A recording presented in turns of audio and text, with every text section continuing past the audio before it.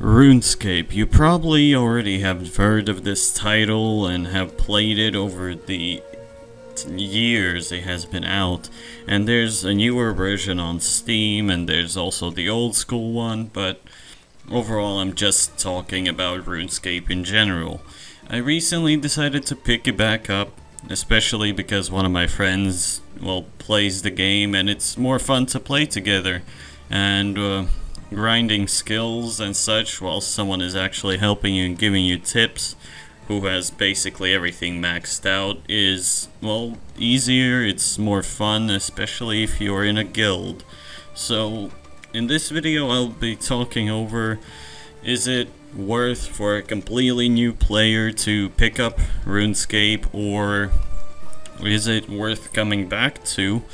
And, if it's overall just worth playing the game in 2023. I'd say the game is definitely worth picking up, even if you're a completely new player or you're trying to revisit some older memories in a new graphical overlay with much better quality, and overall just playstyle in general is basically the same. You use your mouse to, walk around, interact with things. With the WASD or arrow keys, you just move your camera around, and that's about it. The skills, of course, are, especially at the start, easy to grind, but later on, as you level up, you need more and more XP, and it is a bit of a pain in the ass. But there's very many items that help you boost that ahead of time. So, just as an overall message, yes, the game is worth picking up, even as a new player, in 2023. And I will get into it in just a bit. So, with the game being out for literally decades now, almost, some might say there's nothing new to the game, but there you would be wrong. There's new quests added and constant updates still happening.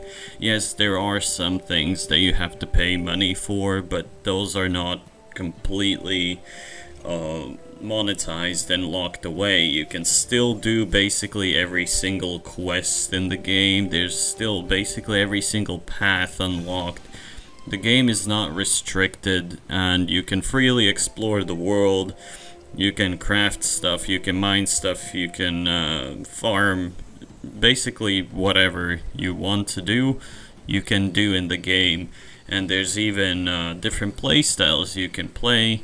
Use magic in combat, or melee basically, or ranged. Of course, you have to level up all of those skills, but you can prefer a different playstyle to your own choosing. There's different armors, different equipables, different items overall that give you bonuses for your own playstyle. I personally play melee, and I find it, for me, the most entertaining in any kind of MMO RPG game out there. If you want to play with friends and you are in a different world than them, there's very simple options to just change the world. Maybe you may need like bonds, or the so-called pass, or like this membership, but it's very easy to get. For me, a friend of mine that I play with just traded me the membership, and I can activate it for 14 days and access every single world. Some worlds just have that restriction. Sometimes they have some benefits to it, but you can also completely have the same experience by playing in a free-to-play world and completely get to the top, and even get memberships as a free-to-play player. And it's not, very simple, and nothing's restricted. Some areas you may need to grind more, where there's more necessary items required for certain things, but if you have enough gold and if you find certain things, you can surely just sell them in the general market and buy the membership, if that's really what you're aiming for. But overall, trading and everything else, communication is not blocked off by a paywall. So that's a very great adjective to the game, in my opinion. So, how difficult the game is to learn? Well, everything's actually straightforward in the game. If you're doing quests and I feel lost, you can always just open the map or view the quest objectives and some info about it, and it will actually say the most close area where you can actually finish this quest in. And well, after finishing it, you simply go to a certain character or just in the menu click finish, and then you get your rewards and all that. And it's also very straightforward, so questing and all that kind of stuff is not actually difficult to learn. Even if you don't know certain things to do, you can always find players and ask, and they will, for the most part, actually be very nice and help you out. Of course, there's still the most generic scams, you could say, going around in RuneScape, where certain players will try to get you out in the wilderness and kill you and, get all of your items. But nonetheless, if you don't fall for that and just play safe, bank your items if necessary, and overall just play like quests, grind stuff, get skills up, go dungeoning and other stuff, then basically you're completely safe as long as you don't fall for the oldest trick in the book in RuneScape, which is don't follow any random player if he even promises you certain things like let's do this spell together or we have to go there. He will obliterate you and take all of your stuff. But other than that, the community is very nice and very helpful if you will need the help or if you feel lost. As a quick money earning scheme also in the game, I can tell you a tip that I found out, you could say even yesterday, and still use it right now as to being a low level since, well, I have a fresh account in the game.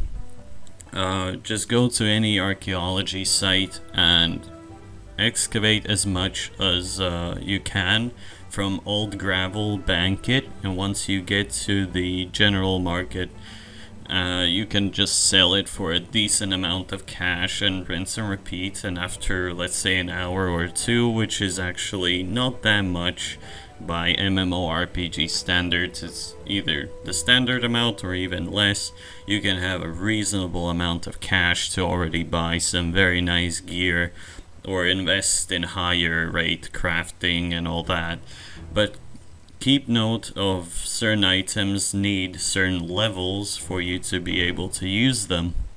Like certain rings, armor, even daggers and swords and all that stuff need a certain level before you can actually start using them. That is also part of the leveling system, because certain, let's say, weapons do a certain amount of damage, but you don't have the skill required to actually do that, so you need to level it up by fighting monsters. Sometimes you can fight higher level monsters that just spawn around but don't do basically any damage at all. I recommend also going to the swamp area, and there are frogs that basically do like 10 to 20 damage to you, sometimes a bit more if they land a critical, but then again they give a lot of XP if you want to quickly level up your strength, your defense and attack. And if you get any extra XP lamps, prismatic lamps or fallen stars, use those on strength, defense and attack as a starter at first.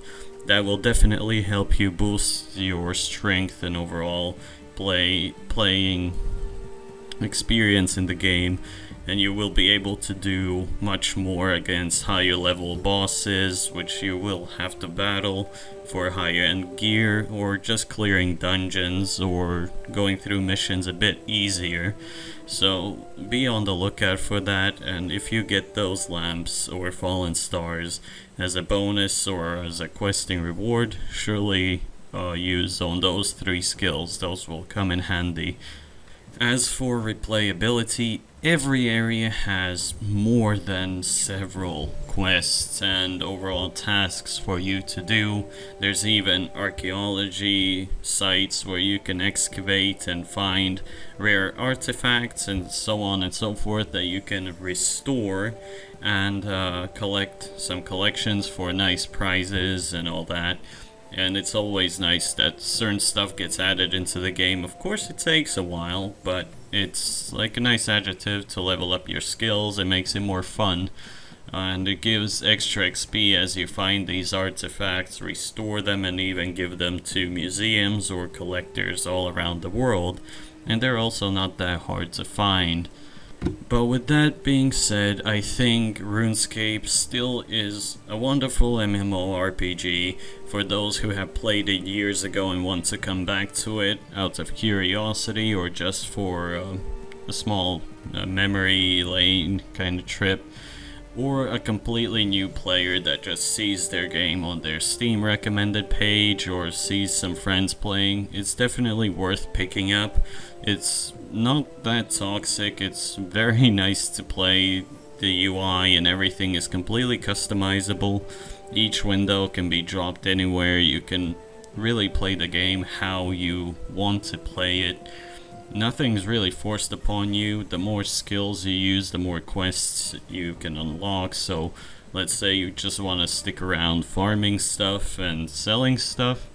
No worries, you can farm, sell stuff, and basically play the game like that. You want to constantly do dungeons, you can surely do that. There's even a character that gives you a book which has a list of monsters and bosses that you can fight, and once you fight all of them, there's a very nice big reward for that, and also a nice reward after each boss you defeat, so that's another bonus to it. The game offers a lot, and I personally am rather excited to play it, and it feels nice playing it. So with that being said, I think the game is still relevant and is still very, very good, even though it being out for almost 2 decades now, maybe more. So yeah, thank you guys for watching, and I'll see you guys in the next one.